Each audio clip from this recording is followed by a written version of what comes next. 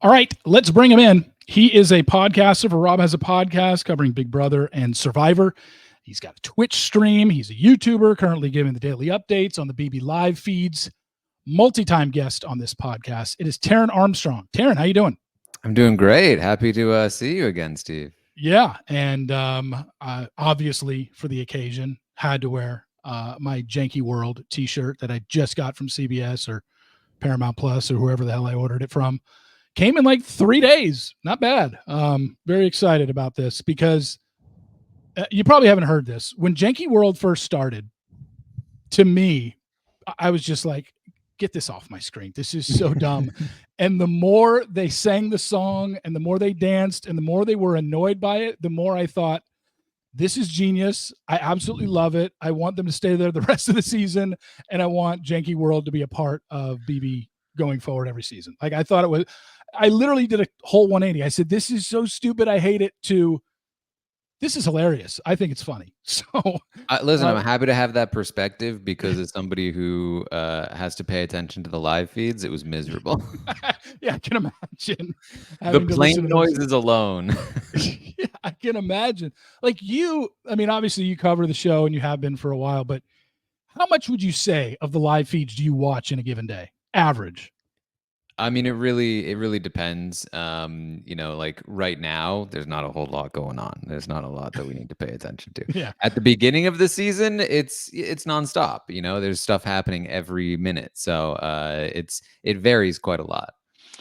All right, so I want to get your take because you're more dialed into this show than I am because you're on the live feeds, because you do pretty much daily shows and you cover this about as extensively as anybody else out there on the internet.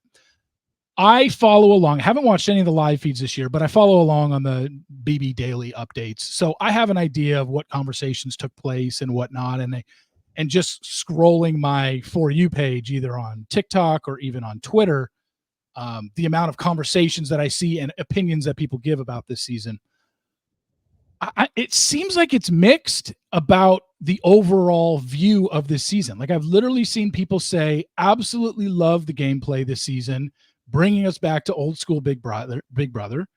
And then I hear people saying these 5 are the worst final 5 we've ever had ever. And it's some of the worst gameplay. So I don't know what to believe. I only go back to season 21 when I started watching. So I don't have a lot of perspective on it. Where do you kind of rank this? And do you see it as a strong final 5, okay final 5, or these guys are terrible? I mean, it wouldn't be a Big Brother season if people were declaring it either the dumbest or smartest cast of all time. Yeah. So not super surprising to be hearing that. This has definitely been, I think, it's interesting because, obviously some people love good strategy.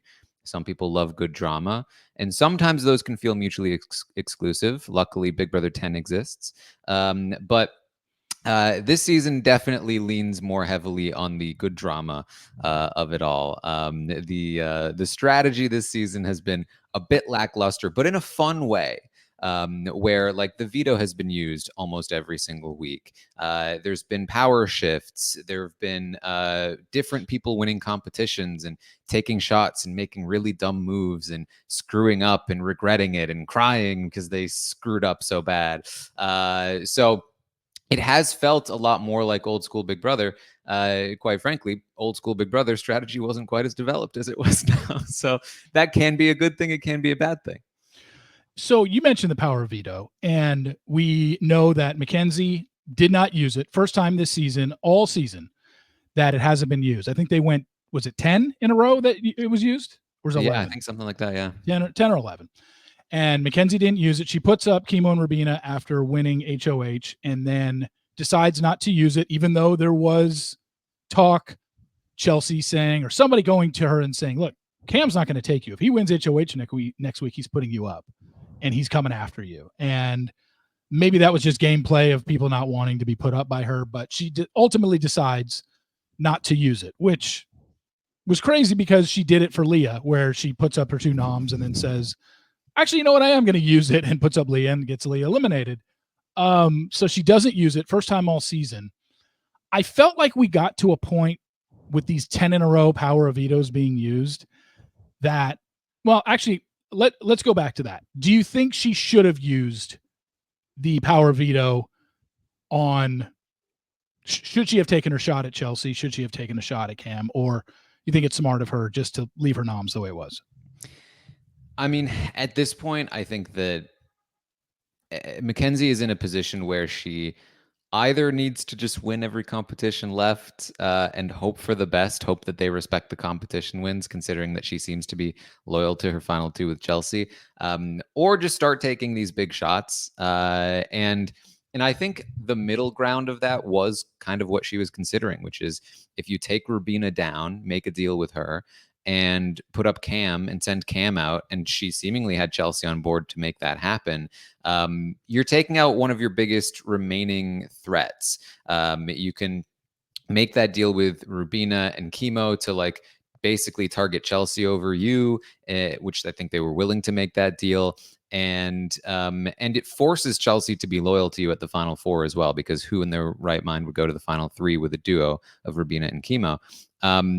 And additionally, Cam is very much looking to take a shot at Mackenzie at the final four.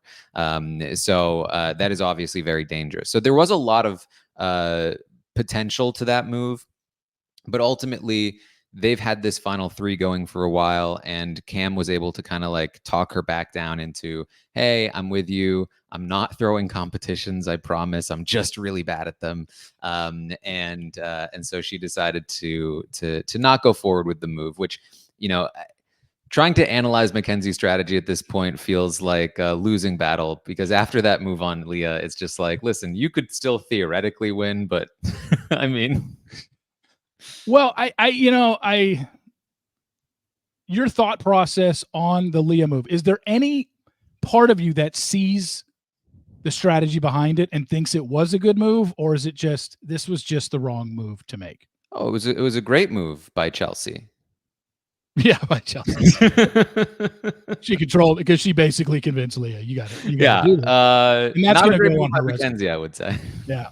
I mean, and here's the thing, and I guess it all comes down to, you know, we just don't know about this jury, what they're going to favor over other things. But the point I was trying to make earlier about power veto being used 10 times in a row was, it seems like we got to a point where they were using it maybe just because they wanted to set a record. I mean, you probably remember all the times it was used and who used it, but did you think it really needed to be used 10 times in a row? Can you think of any off the top of your head where just like, okay, it really didn't need to be used there? I think they might have just wanted to continue this streak because they all knew they were probably setting a record while they were doing it.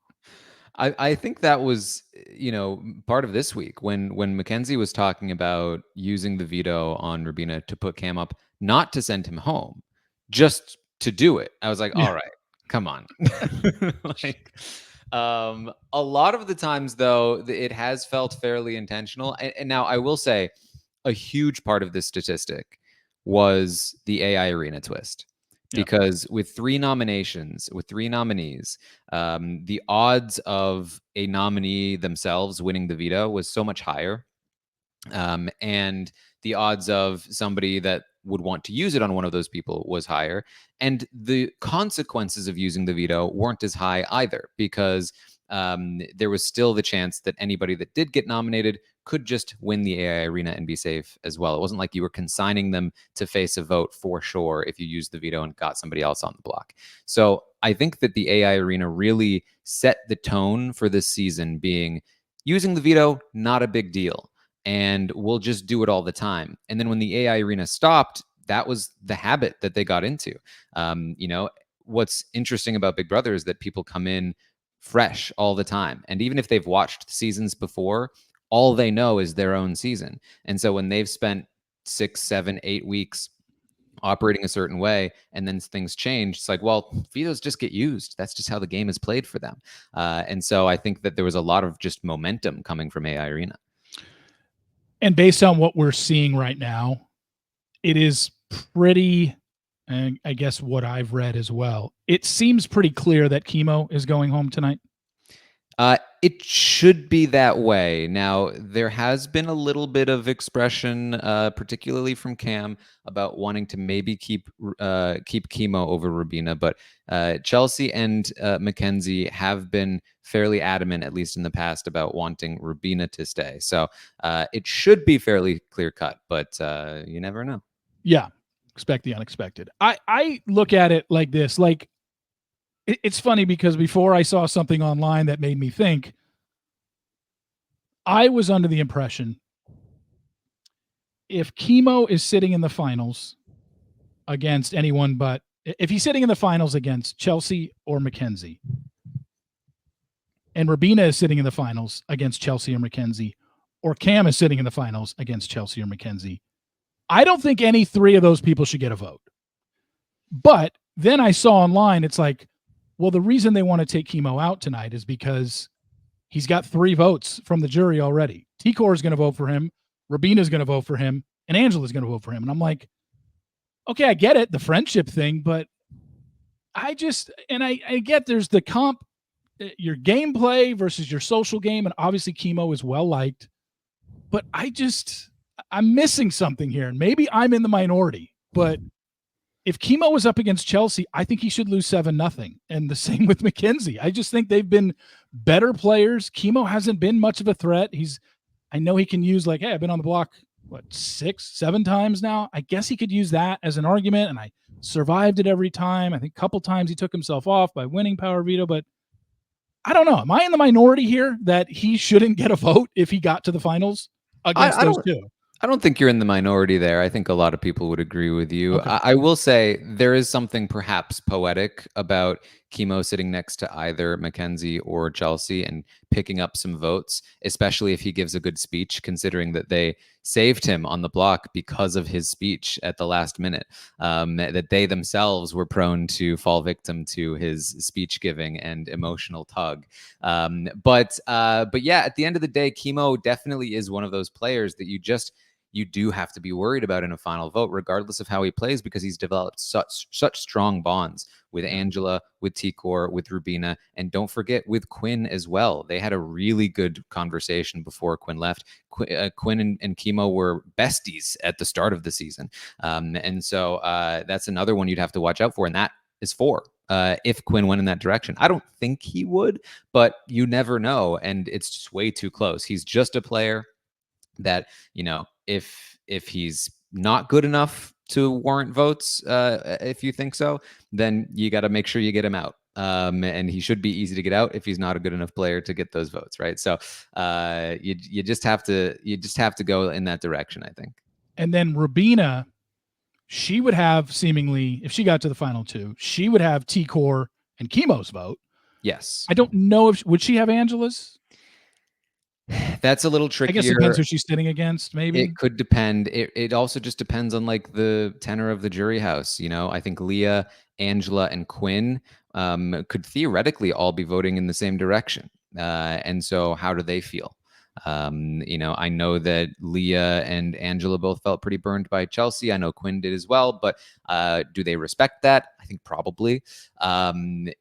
They also felt like Mackenzie burned all of them. And do they respect that? Maybe not as much, because they felt like it was controlled by Chelsea. So, but the thing is that some of these people, like Quinn, he's been gone for weeks. By the time the finale hits, he'll have been gone for over a month. And we won't have heard from him. They won't have heard from him. Who knows what he's thinking at this point?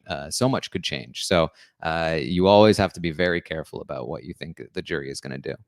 So the talk going around right now is Chelsea and Mackenzie have told each other, and with Cam, we didn't come this far to not be the final 3. Obviously, they're going to be 3 of the final 4 after tonight. And basically, they just have to pray that Rubina doesn't win HOH, because if she doesn't, seemingly your final 3 is Rubina will be the next to go. It'll be, she can't win HOH and obviously can't win Power of Veto.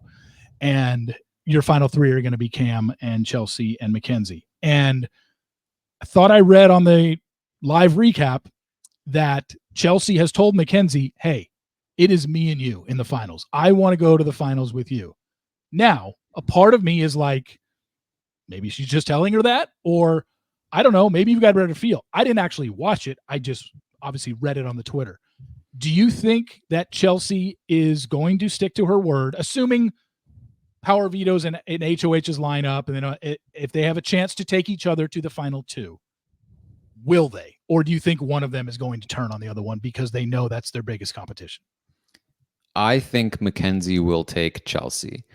I think that Chelsea means it right now when she says she will take Mackenzie, but that does not mean that she will continue to mean it in the future. I'm not going to forget the fact that it was just before the double eviction, less than a week ago, or roughly a week ago, I should say, when Chelsea was actively campaigning to get Mackenzie out of the house in the double eviction. Then Mackenzie won the following HOH, and they were besties again. And I think that Chelsea tends to operate in this very sort of like, I'm just all in kind of level. And so I think that she does mean it. Like, hey, Mackenzie won. We're safe. Like, she's probably coming to the end game with me. You know what? Maybe I am going to the end with Mackenzie after, even though I did consider taking her out. But if, say, Cam wins the Final Four veto and has all the power next week, maybe she's promising Cam she'll take him to the end now. And maybe she means that because she's changed her mind. I honestly don't know who Chelsea will take, but I do believe that she means it when she tells Mackenzie she will take her right now. I just think she might change her mind in the future. Is it safe to say that no matter who Rubina sits against in the finals, if she gets there, or whoever Cam sits against in the finals, if he gets there, they can't win? Is it safe to say that there's any way that Rubina or Cam wins this season? You already said Kimo has a shot because we feel he has got those 3 votes. He would just need one more. But Rubina and Cam seem like I can't see 4 people voting for them. Cam, like I said, if he's sitting against anybody in the finals, I don't think he gets a vote. I just think everyone's going to say he rode Chelsea's coattails all season long. He wasn't a good comp player. Doesn't seem to be the greatest social player either. Leah and Chelsea with their love triangle with him, it doesn't seem like he has a chance to win this no matter who he's sitting against. And I can't see Rubina winning this unless, I guess, she's sitting there in the finals against Cam. That would be her only way to win, I guess. But safe to say they're probably not winning? I think that Rubina has a tough path for sure. I mean, she has those 2 votes, but, sitting next to any of, Chelsea, Mackenzie, Cam, I think it's a tough road. Again, it's not impossible. I think this jury, first of all, we have a jury of 7, right? And that's something that's fairly new in terms of coming back around. We didn't start with 7, but quickly came to 7 early in the days of Big Brother. How many years in a row have we had 9 before this season? Do you remember? Oh boy, I think that we started with 9 at 15. So it's been 10 seasons? Something like that. That sounds right to me. I could be wrong though. But so a lot. Then it hasn't been like 3 or 4 seasons. No, it's been quite a while that we've had 9. And then last season, of course, we switched to 7. And a 7-person jury is a lot more fickle, which is part of why they're kind of fun. With a 9-person jury, it's hard to really make dramatic swings because there's just too many people. But with 7, you have 2 votes. All you need is 2 more. And all of a sudden, one person holds a lot of power and they can decide, I don't need to go with the group. I don't need to vote with how everyone else thinks. I can vote this other way. And now all of a sudden it's a 1-vote game. And so I wouldn't count anybody completely out is what I would say. But I would additionally say that while it doesn't look great for Cam, I wouldn't completely count him out either. I think he's made some really great inroads with Rubina and Kimo this week. He's always had better relationships with them than Mackenzie and Chelsea have. And so, it's definitely tough, especially against Chelsea. But there's definitely an argument that he could make against Mackenzie even that is like, hey, I made moves that were good for me. Mackenzie made moves that were good for Chelsea. And it's also who cuts Chelsea. Does Cam win the final 3 HOH, cut Chelsea and take MJ? In that case, maybe he gets a lot of credit for a lot of what Chelsea was doing. Like, yeah, I let her be out in front making all those moves while I was in the background waiting to cut her at the end. There's arguments that you could make. I do think it's a tough road. I do think we're probably looking at a Chelsea win with MJ definitely having a shot there, winning all these comps at the end. But yeah, I wouldn't count anyone out. That's what I was going to say. It seems like the best final two we can get, and maybe the closest vote would be Chelsea and Mackenzie. But like you said, we talked about Kimo. If it happens, well, Kimo's going home tonight. I would think, but I guess there's that chance that he doesn't. But if Kimo goes home tonight, I think the best final two we could get, maybe the most competitive, would be Chelsea and Mackenzie. But maybe I'm off because everybody in the jury is gonna be like, you literally had one of the worst HOH reigns ever. Leah, I don't think would turn around and vote for Mackenzie, but you never know. I mean, going to be by the time the finale rolls around, be a month she's been gone. Maybe she's over it now. I don't know, or 3 weeks. Yeah, something that struck me was that when Quinn left the game, he really felt like it didn't make sense for Mackenzie to take a shot at him, because why would Mackenzie go to the end with Cam and Chelsea, who will beat her? And then Leah's going to be sent to the jury house saying, yeah, Mackenzie took a shot at me. And I have to imagine that Quinn is going to feel like, what in the world is she doing? But again, it's just so hard to know, because if they see her then survive the double eviction, win the following HOH, they might be like, you know what? Gotta hats off, like I can't dog. I gotta respect it. So yeah, it's gonna be tough to know. Yeah, and we don't know if this jury is going to value the fact that of the people left, she's absolutely been the comp beast of the season. I mean, she's got 7 or 8 comps between HOHs and power vetoes, or maybe 6, 7. I think if you count AI Arena, then you throw in, and maybe like the power she won. Yeah. I mean, she's been really, really good. Which in my mind means, I don't know when the next season starts filming, but there's no way that Mackenzie isn't asked on the next season of the challenge. Oh yeah. She's 1,000%. Maybe some reindeer games as well. Yeah, even possible reindeer games. But she's going on the challenge. I would think they'd want her, and I would think, well, talk about that later. But I think that she's definitely getting on the challenge, because why wouldn't you want her? She's a former college athlete, former volleyball player in college. She's clearly good at challenges. Granted, I understand that the Big Brother challenges of, stacking things or whatever is a little more difficult, a little less difficult than what they do on the challenge, but still, we know they pull from the Big Brother family. They love Big Brother contestants, and she plays hard and she's messy. Yeah, and they love that. And she is going to be somebody that you guarantee some of the veterans are going to be after romantically as well, assuming Matt doesn't. Matt seems to be under the illusion that, I'm just going to be dating Mackenzie when this thing is over, and it's like, I think he's got another thing coming, because I did hear some of the things that she said about Matt in the live feeds about a month ago. But okay, let's just flat out ask it. I know it's hard to answer for the jury. We don't know, but if it is a Chelsea Mackenzie final two, you think Chelsea wins?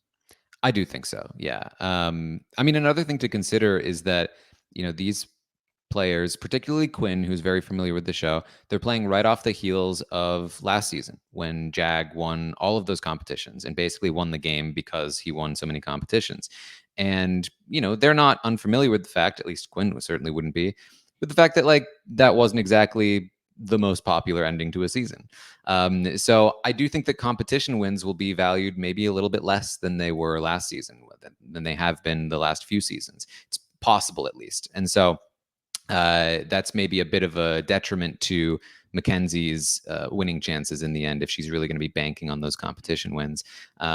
Chelsea, on the other hand, has competition wins, and she can claim that she influenced Mackenzie's HOH reigns. She can claim that she's been in control from the start, or at least close to it, because she was in the Pentagon, she was in the collective. She had a little blip on the radar in the middle, and then regained control. And I think that basically since the beginning, a lot of people have been pointing at Chelsea as one of the better players in the house. In addition to that, she has that T-Core connection, which is really, really powerful, because if she has T-Core, then T-Core is maybe able to influence both Kimo and Rubina to vote in her direction as well. So there's a lot of things going for Chelsea over Mackenzie, and it would be hard to see Mackenzie pull out the win over her. Yeah, that's why I'm thinking if Mackenzie wins another HOH, like I said, I know what they've said to each other, but game wise, I think if she's sitting next to her, she probably does lose.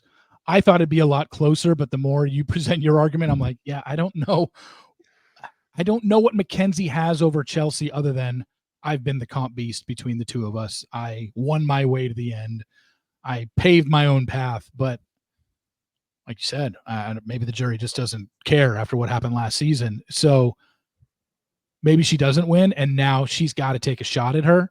And yeah, she'll lose her vote in the end, probably. But if it's Mackenzie and Cam in the finals, I think that's her chance to. If she's sitting against Cam or Rubina, I think she wins. But again, I don't know. I know we keep saying we don't know, and we don't, but she has a way better chance of beating Cam or Rubina than she does Chelsea, clearly. Especially if she's the one to cut Chelsea, right? Yeah. Like, I think that gives her a lot of credit, and it is still dangerous because Kimo and Rubina have those other two, T-Core, Rubina, Kimo, the other two votes in the jury, and then maybe if Chelsea's really mad at you, that becomes three, and that is really dangerous.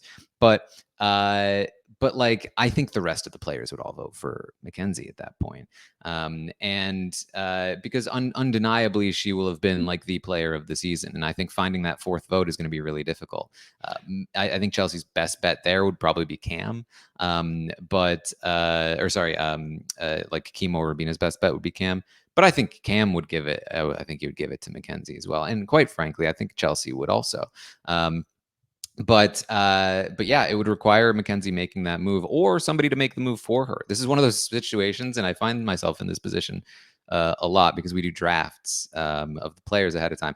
Both Mackenzie, or all three of Mackenzie, Kimo, and Cam were my draft team. All three of them were my draft team. So I'm like, what's a way that Mackenzie can win this? And it's almost like, okay, just don't win this one, Mackenzie, because I can't trust you to make the right move, but somebody else might make it for you. And then that actually puts you in a better spot. Yeah. Well, if Mackenzie is up against Chelsea in the finals, what is her argument? Like, if you're her, what do you say is your argument other than the comp wins? That's where I'm struggling. That's why I think she has to get Chelsea out. I just don't know if she has the balls to do it. But like you said, it could be done by somebody else. But if she's in control, I just don't see her taking a shot. She could have done it this week. She didn't. She could have done it last week and went after Leah. I don't know. What is her argument against Chelsea to the jury? Yeah, I think unfortunately every argument she could make would be undermined by the fact that she took Chelsea to the final two. Because you could say, listen, I started this game from the bottom. The very first week, my showmance was called Crazy Eyes. I was called out. My entire game blew up. I was at the bottom for weeks. I was struggling. I was scrapping to survive. And week after week, I squeezed by. I won the competitions I needed to until I got to the position where I was able to infiltrate the power structure. I cozied up to Chelsea and Cam. We made a final three, and we started dominating this game. That was my path, and that's a really impressive path. Then I started winning these competitions. I made the hard calls when I needed to.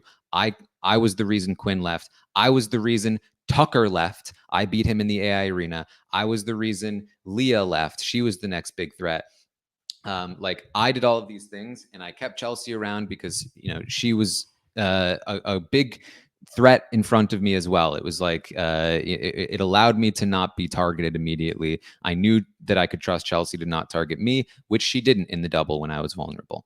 And I think you can make a good case like that. But then the question on my mind as a juror is, then why did you choose to take Chelsea to the final two with you instead of Cam, Kimo, or Rubina?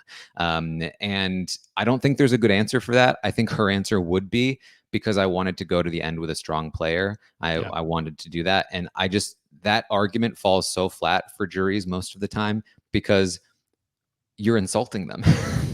You're telling them, I didn't want to go to the end with you because you weren't a strong enough player. Chelsea was the strong player I wanted to go to. It's like, okay, you want a strong player? Sure, we'll give her the win. We'll give her the win. Then congratulations for taking the strong player. The strong player just beat you. Yeah, I get it. I mean, I don't know how I would react in that situation if I was a jury member. It is certainly interesting. I know that obviously you've been covering this all season long, and even though he's been gone for a while now, Tucker was the biggest lightning rod this show has seen in a long time.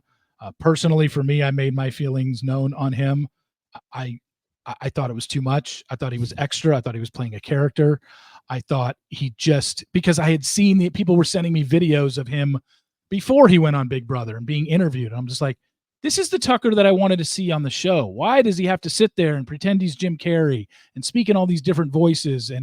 And it just was so over the top for me. I just wish he would have been like the Tucker in these videos I saw before he went on the show. But I also understand that America fucking love that guy. And he is, not everybody, obviously, nobody's universally liked. There was obviously people that felt the same way as me.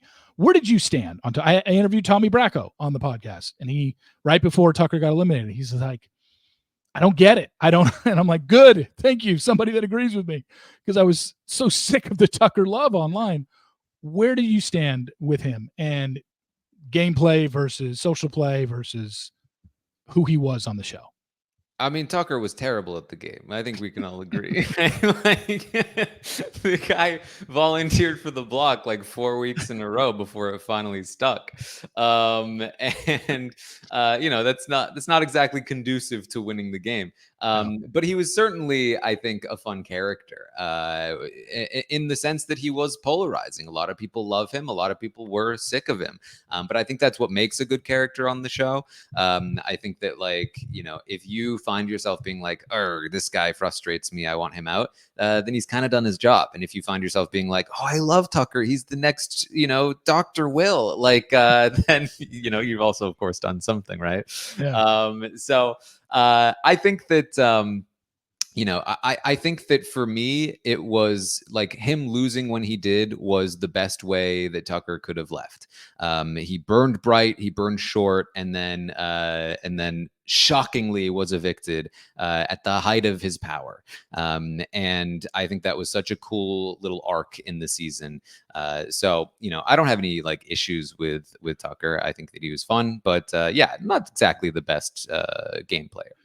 The funny thing was, I was saying as we were getting into like second and third week, I'm like, look, as long as they have the AI arena, if you really want to get Tucker out of this game, you can't put him up for a nom, because he's going to have 2 opportunities every week to take himself off with Power Veto and AI arena.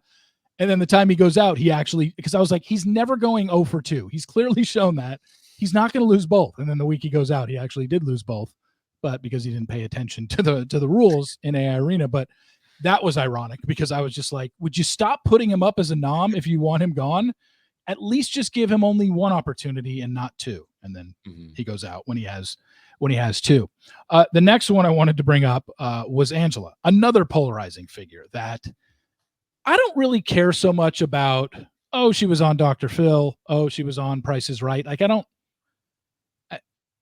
don't think that plays a role in this at all. This isn't, you can say that if someone goes on The Bachelor and The Bachelorette contestants, because technically they're supposed to be there for love. What you did before this show, I don't think it matters. So that part doesn't bother me. I was just really put off by the way she treated people in the house. The Matt stuff was so over the top and just rude. The imitating Lisa's walk and calling her a twit or whatever. Was that what it was? Twit? Twit, yeah. Twit. I was just like, this woman's rude. She's like coming across very much like a Karen on this show. And then the crying, and it was just so much for me. Maybe she just, I was going to say maybe she's an emotional person, but she said on her exit interview, and I think I heard one of her post show, she's like, I don't cry. And I'm like, could have fooled me. Yeah. She said, I'm not a crier. I'm like, what? Maybe not normally. Maybe, yeah. I don't know. She cried in her intro package. So. I know, and I get it. And she just, and I'm freaking this and freaking that, and I'm gonna freaking win this game. And Julie, they got me out because I was a threat. I was gonna win this. No, you weren't. Big freaking brother. Do you think? Okay, let's just say she somehow survived last week. Again, this is somebody that I said, if she's sitting in the finals against Mackenzie or Chelsea, like, she seemed to have some sort of paranoid delusion that she could win this game. Did you see people voting for her at the end? Like I said, I was keeping up on Twitter of what people were saying. It just seemed like people in the house did not care for her. And the reason they kept putting her up was just like, we can get rid of her at any point we want, because we don't feel that she can beat any of us in the end. That's the impression I got. Is that what was going on? Like the reason they just kept her there and kept putting her up was because, hey, we can get rid of her whenever we want. It doesn't matter because she's not beating any of us. Nobody's going to vote for her. They don't like her. Is that the impression? You've Yeah, spoken to people. People didn't like her, right? that's pretty accurate. Yeah, I mean, Okay. and there were definitely, I would say, a good portion of the House at varying times talked about not liking Angela or being frustrated with Angela. Yeah. It didn't mean she didn't have, her people, a couple of people that did enjoy her, but for most of the game, she was seen as somebody that just flat out couldn't win in the end. If she's on the block next to you, you're going home. She's going to be dragged to the final two for an easy win. I will say that perception did start to shift toward the end. She started winning more and more competitions. And all of a sudden, she was like, for a brief period of time, the player in the house who had won more competitions than anyone else. And at least regular competitions, like vetoes and HOHs. And so, and on top of that, she was one of the only people in the house that saw through what Chelsea was doing and was willing to target Chelsea. And so it did look like for a second there, like, hey, does Angela actually have a chance at this? And there was still a long way to go. Yeah. Like, it's not like, oh, all of a sudden Angela's definitely beating somebody in the final two. But you could start to see the world where it wasn't impossible. But then she got evicted. So I was seeing this stuff online about iconic, legendary, bring her back for reindeer games. She's an all-star. She's going to be on a future CBS show. And I'm sitting here going like, do we have to? Like, I'm fine if she's never on another CBS show ever again, but I have no idea. I mean, maybe, AFP, it's something like, I almost feel like our AFP is going to be between people that literally didn't even make top six. I feel like Tucker's going to be in final three. I feel Angela's going to be final three just based on what I'm reading online. And then, maybe one of these final five is the third person up for AFP, but I don't know. Do you think Tucker or Angela wins AFP?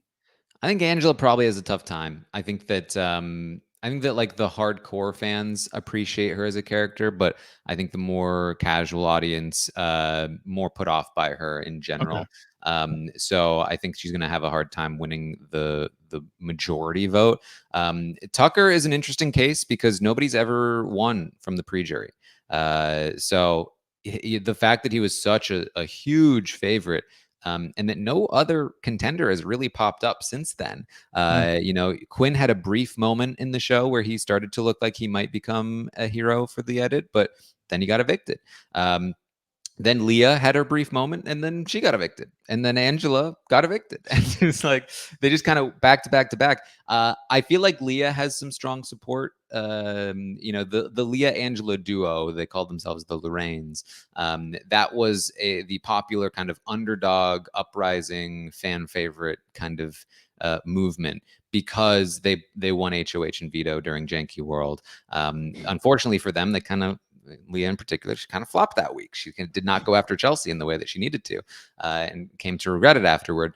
But that movement, and she still managed to get out T-Core, which is certainly better than nothing. But as she saw it, Chelsea would have been a much better option. But that was, I think, that week in particular was like, look at them, like they can do this, and then things fell flat after that.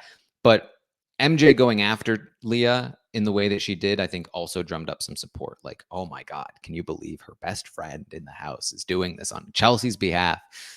So I wouldn't be surprised to see Leah in the top three. And then I'm just curious to see if Tucker can pull it out from pre-jury. Were you a fan of AI Arena and Three Noms for 6 weeks? I actually was. Hmm. I am a pretty big anti-twist guy.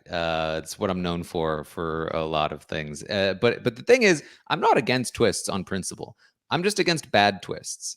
And unfortunately, from my perspective, pretty much every twist that Big Brother comes up with is a bad twist. um, I just feel like they don't often take into account game mechanics and balance. So they do things like Battle of the Block, which just breaks the game, and then various forms of that kind of competition. Just a bunch of different kinds of twists that allow for big majority alliances to press their advantage on the people on the outside.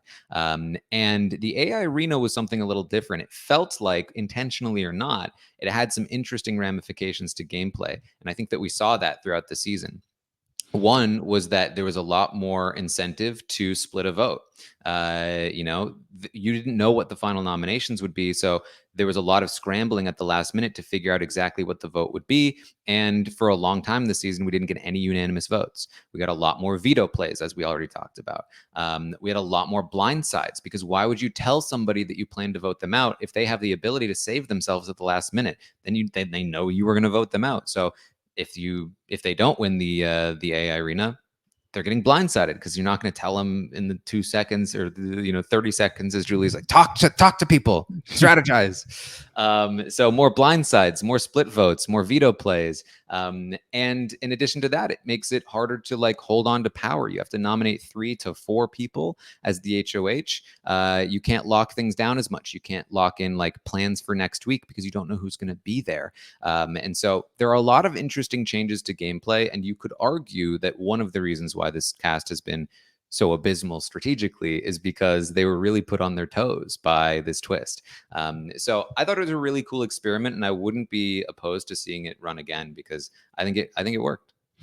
Yeah, and like you said, these people go into the game thinking, "Oh, 2 noms every week, we get somebody out."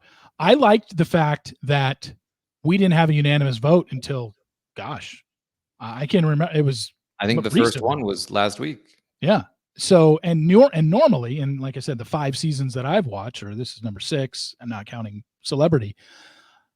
It just seems like those first 4 votes, it's house votes, and you're just like going with the house, and it's just like it's so obvious for those first 4 or 5, maybe even 6 eliminations. You're getting 11-0, 10-0, 9-1 because somebody's a buddy and doesn't want to write their name down or say their name. But we didn't get that this year. We actually had some, okay. And it probably was because they all go into the house thinking one thing, and they're throwing this twist that they didn't think about. It's like, oh, okay. Now it is a little bit different. One of the things that I wanted to end with was something that you're probably more aware of than I am, because again, I'm more of a newer fan, and obviously social media has taken off, and there's podcasts and Instagram lives and stuff like that. But either I wasn't paying attention in the past, but can you remember so many pre-jury eviction contestants hanging out, doing lives together, doing TikToks together, going on a 4-person TikTok to discuss the episode? It seems like this cast, Matt, is the most clout chasing cast post show that I can ever remember. Maybe there has been others. That's what I'm saying. You would know about this stuff more than I do and follow it, but it just seems like everything on my For You page is Lisa or Cedric or Matt just doing something to bring attention to themselves. And, Matt, I don't even know if this has happened. I thought Matt from this season and Matt, the runner-up from last season, I thought they were all set to start a podcast together. Oh God. I thought that's what they were talking about. And they had maybe not merch, but they had literally put something out there like coming soon. And like, we don't need this, guys. Seriously, trust me. Like it's the culture. It's but has this been prevalent with other seasons as much as it's been with this one? I'd say this one is pretty prominent. It's definitely something that's been happening. It's been a trend forward in this direction, especially like Big Brother Canada it's been happening, or it had been happening there a lot as well. Just people are more online than ever, and they're more in social media than ever, and it has become a viable path to make a little bit of money after being on these shows. The adage used to be that, like, if you thought you were coming off of a Big Brother to have success in the entertainment world or anything like that, you were out of your mind. But nowadays you can make a quick buck on Instagram and TikTok, and it won't last forever, but it's not like CBS is paying them that much anyway. So yeah, I mean, I have no problem trying to make a brand for yourself. But Mhm. when you're number 16 out of 16, it just seems delusional. That's the thing with me. I don't think Matt can capitalize just because he wasn't on the show long enough. I can understand top 6, top 8, and I guarantee multiple contestants from this season will start a podcast, if not start one together as a twosome or something like that. I have no problem with that. It's just the placement of these people, these pre-jurors. Tucker makes sense because he was a polarizing figure. Matt seems to want to think he was a polarizing figure, but I think you went out first, dude. Yeah, I think the key to it is that if you want to have success making content online, and you want to use a show like this as a catapult, then yeah, one of two things needs to be true. Either you made it far or had a big impact on the show, and you can just use that and you can put anything out and people will flock to it. Yeah. Or you just have to be really good at making content. Like you have to actually have a lot of creative juices in you. You know what I mean? Yeah. I think of so last season, of course, Corey Wertenberger was on the show. His brother Zach was a very early boot on Survivor, but has done some really fun, engaging content online. And maybe not like the most successful online content creator in the world, but like he's actually a really creative guy that can come up with some really funny stuff. And I think that if you want to find success after the show, having not made a huge impact, I think that you really have to like dig into those creative instincts and if you want to get it's got to come down to your content that you put out. Like exactly. It's got to be. You can't just slap a podcast, you slap your name on a podcast and be like, "Hey, it's the Matt podcast," from Big Brother. Yeah, and it would make sense. Like he was like this whole talk about him possibly teaming up with Matt Klotz. It's like, well, yeah, Matt Klotz is way more relevant than you were, so you kind of need him. If Matt Hardiman, I think is his name, if Matt Hardiman starts his own podcast, it's like, okay, you'll probably have some of the cast members from this season on, but after that, what do you got? I don't know. I know he's doing content. I saw something come across my For You page where he's doing some dance with Cedric, and it's just like, okay, I don't know. It just doesn't seem like he's trying. I get it. He's A for effort, dude. Like, okay, Listen, I think we just might be too old for it. Yeah, maybe it's that. Maybe I'm just like I'm old guy screaming to get off my lawn. But anyway, Taran, thank you so much for coming on. We'll definitely see what happens tonight, rest of the season. We just, we don't know who's winning HOHs going forward. And if we did, we probably could figure out a better route of how to get where we're going. But in terms of these people and who's going to win and who's going to finish second and third, but seemingly Kimo is going to be gone tonight unless something changed in the last 24 hours. But it looks like we got a final four of Rubina, Cam, Chelsea, and Mackenzie. And Chelsea, Mackenzie, and Cam have said, at least said to each other, we didn't come this far to not be the final three. So assuming Rubina doesn't win HOH and doesn't win Power of Veto, she's gone. Watch out for Cam cutting Mackenzie. I mean, that's a definite possibility. Yeah. And then there's that, which certainly could happen because I don't think, God, but if Cam is up there, I mean, if we have a Cam Chelsea final, like a Cam, that's got to be 7-0. Cam Rubina Chelsea final 3 is actually a little interesting because Rubina might take Cam. Probably will take Cam. Well, she should because she should. And just like that, would lose to Chelsea out back to back. That would be wild. And then the fan base would be like, "This is the worst final 2 we've ever seen." They would. I think this will be voted one of the worst seasons if we don't have Mackenzie or Chelsea at least in the final, because then it's just Cam's there. Okay, maybe he made a move late in the game and cut Chelsea, even though he had been claiming, supposedly riding her coattails all season. Well, okay, he made a big move and cut her, but man, I think we need Chelsea or Mackenzie there. And I think you and I are both in agreement. Of the people left, I think Chelsea has played the most solid game all season. I guess one final thing here. If Chelsea does end up winning this season, no matter who it's against and no matter what the final vote is, where would you rank her in winners of all time? Is she a top 5 winner, top 10, or is she middle of the pack? I definitely say she's up there. Obviously, the discussion is a lot of the discussion has been around like, well, it's a weak cast, but I think that's it's tough to judge. You know, Yeah, is it a it's weak all cast subjective. because they're bad or because they were made to look bad by a really good player? And so, you know, she's certainly not without flaws as a player. But I think the thing that most people don't remember, because we tend to remember fondly, is that a lot of the really good players you remember also are pretty flawed. You know, where does she place exactly? I think that's a discussion that we would have to like really dig into and figure out, especially the way that she wins. How does it come about? But I would say she's definitely a contender to be up there as a top winner. Yeah. No, I definitely see it. And obviously we got to see how it plays out and how she wins and who she cuts, what game moves does she have left in her.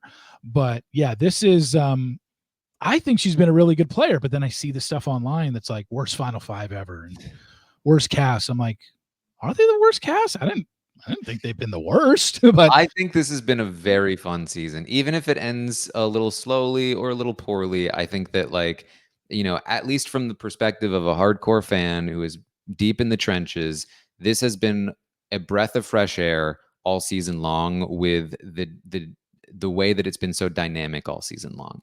yeah, We're very used to like one big alliance steamrolling the game and no big power shifts and unanimous votes and nobody uses the veto. And so this season, I think, will be remembered fondly by the fan base, regardless of the outcome. I agree. I really, I've enjoyed this season, and Janky World has kind of taken over my life for that week. I mean, the amount of times that it just ran through my head all day long. I'd be driving and singing Jankie. It was like, at first it annoyed me. I'm like, I got to get this out of my head. And then I just embraced it. I embraced Janky. And I How have even you said, handled this passing? yeah, well, I talked about it on my podcast. I was like, did we really need to see him murdered on television like the way they did? I go, that was a little extreme. Like it was like, whoa, wait a second here. It's a robot. Let's take it easy. Can't you just? I was like, could they just have Ainsley come in and say, all right, I'm back. Took a break, went on vacation for a week. I want to thank Janky for taking over. But like literally disintegrating the guy on our television and his eyeballs popping out and him just exploding. I'm like, holy shit.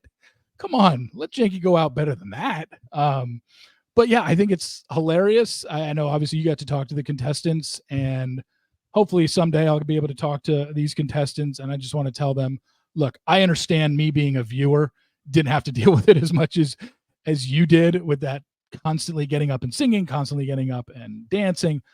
But just know Janky was, I think, well liked by the public. At least it was by me and people who didn't watch lives, I guess. So, Taran, thank you so much for coming on, man. Really appreciate it. Love having you on every year. And we'll talk to you next summer, I guess. Unless you want to talk, you're doing Survivor, right? You're covering. Do you cover I certainly watch it. We have a fellow podcaster on this season in Asia. So very excited to watch this season for sure. Yeah, no, I'm looking forward to it. Good start so far, but yeah, maybe we'll have you on before next summer again. So, Taran, thanks again, man. Appreciate it. Thanks again for having me. It's been a pleasure.